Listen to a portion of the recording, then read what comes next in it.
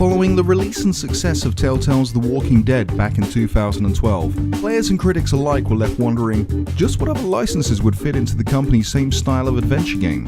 Little would we know that just 5 years on, huge names like Game of Thrones, Borderlands, and Batman would join the lineup to varying degrees of success, all the while expanding on that first zombie title that skyrocketed Telltale into success. Now it's time for Marvel to join the party with their colourful space comedy title, Guardians of the Galaxy. But does it bring the same humour and charm that we've come to love from comics, cartoons, and the big screen? Meaning a similar setup to last year's Batman series, the Guardians are shown not as to follow a canonical arc's continuation, but rather one put in place for the game itself. We see the team are already established, flying aboard the Milano, and have taken part in many missions together already.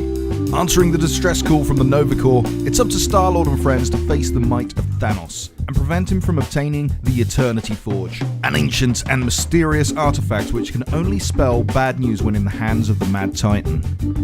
Like almost every title created using the Telltale tool, Guardians of the Galaxy uses some updated point-and-click / interactive movie style of mechanics you're probably used to by now. Moving around each environment presents you with moments to either talk to other characters, solve light puzzles, or both, until you figured out the right combination to trigger the next scene. When it comes to exploration, it seems each game under the Telltale banner tries to add something different to mix things up a bit. Tales from the Borderlands brought a bionic eye. For Batman, there was detective mode. This time, Star-Lord is given the ability to change levels of height using his boot jets, and a time scanner to see actions that have occurred in the past to help solve puzzles.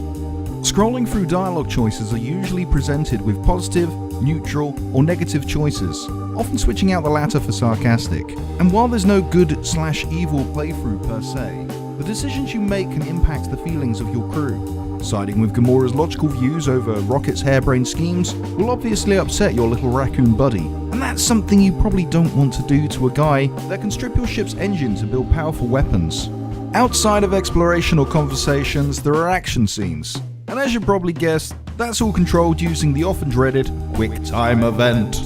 While I myself have never really been bothered by QTEs used in adventure games such as this, I've definitely been irritated by the use in other games, and certainly can see how others may be quick to anger at the mere mention of button prompts.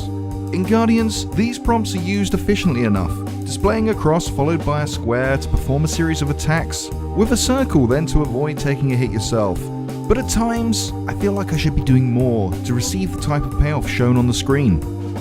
Something that's never been executed in Telltale's titles correctly is gunplay, usually amounting to 2 or 3 game over screens due to slow movement and awkward controls. Things have changed with the release of Guardians, with aiming selections either being given a much more generous allotment of time to make your move, or having been removed altogether. While removing the former aiming frustrations are surely beneficial to the player's mood, I couldn't help but feel, much like with the aforementioned Q2Es, like I should have been doing more than just spamming L2 and R2 triggers in quick succession. But Guardians of the Galaxy looks great. Peter Quill, aka Star-Lord, Rocket Raccoon, and Groot would all look at home in any of the current license's incarnations, while both Gamora and Drax the Destroyer have done more of a comic book vibe than their fellow team members. But it's not just the Guardians themselves that help bring this world to life. With amazing backdrops like the spaceship Milano, celestial base of nowhere, and colourful skies of space, the fact that this game is running on a now 12-year-old engine had almost been cast out of my mind completely.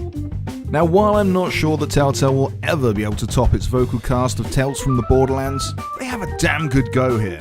Scott Porter heads up the cast as the wisecracking Quill, Emily O'Brien as the deadly Gamora, Brandon Paul Elves provides the completely literal Drax's voice, and Telltale's good luck charm, Adam Harrington, is the lovable Groot. A special mention has to be made to Nolan North's reprisal of Rocket Raccoon. As if it wasn't for a handful of brief twinges here and there, I'm convinced that this is as close as you could get to actually bringing in Bradley Cooper back for the role. Even with the effort put into a game's writing, visuals, and casting, the sword that Telltale always seems to fall on is their technical issues. Luckily for Guardians, this isn't the case.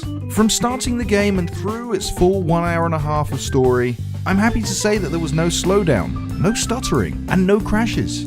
However, there was a problem at the very end of the game, where though the credits section played, there weren't any actual credits. Not a huge problem for me, I could just activate them through the main menu as an alternative, but I'd imagine that those working on the game would be rather miffed. This is of course part 1 of a series that has 4 more installments incoming, so mileage may vary in terms of story, length, and technical quality when we move forward. However, Tangled Up in Blue feels like a good start.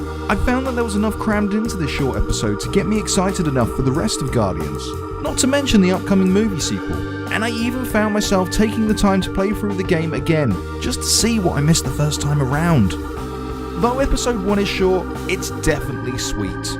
Thanks to some great choices made in bringing this Marvel license to life through games, including a great voice cast, colourful vistas, exciting soundtrack, and excellent writing, Guardians of the Galaxy The Telltale Series lets you experience a comic universe like never before. For fans of both Telltale games and comic properties, consider this a recommendation. Damn it, Coleman.